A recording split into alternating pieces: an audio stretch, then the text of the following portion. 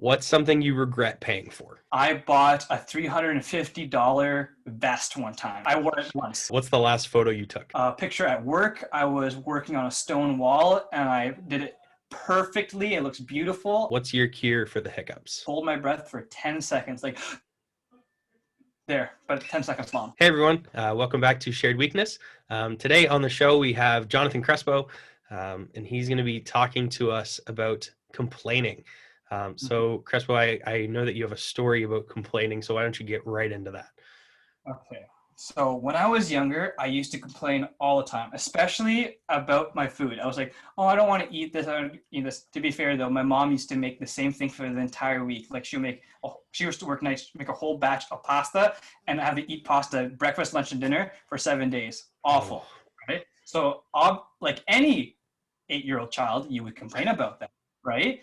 True. But then, you know how people say, don't complain about the food you have? There's people starving in Africa. Mm-hmm. So my mom took that one step further, and while I was complaining, she's like, there's starving children in Africa, then whipped out her laptop and pulled out a picture of a starving child in Africa, and it was kind of horrific. And I was like, wow, I should stop complaining about my food. How can someone distinguish that they complain a lot? For me, I noticed in myself and others, when you complain a lot is when you want to vent.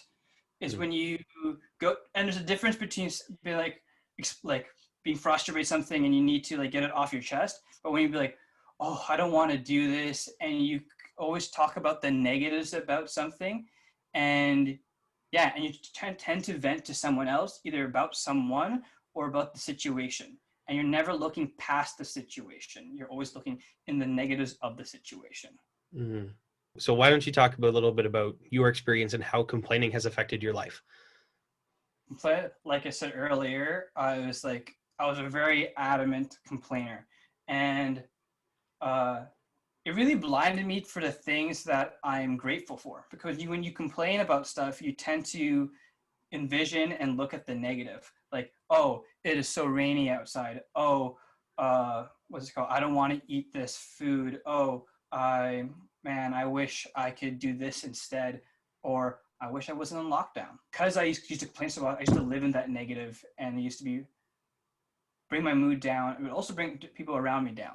You can really bring down the mood of yourself and a lot of other people with the way that you talk, and especially with complaining, it really emphasizes the negative. Mm-hmm. All right, so how are you working to change, and how can the way that you're working to change, how can our viewers apply that to their lives? For me, it sounds really simple and it sounds really I don't want to say dumb, but I just think of the things that I'm grateful for, or things that God has blessed me with, right? Mm-hmm. Instead of saying, oh, it's a rainy day, think of, okay, what can I do inside? Can I get my chores done now? But ultimately, if you focus on the blessings you have and things you can grow in, you can move past that complaining and past that negativity. That I tried this, and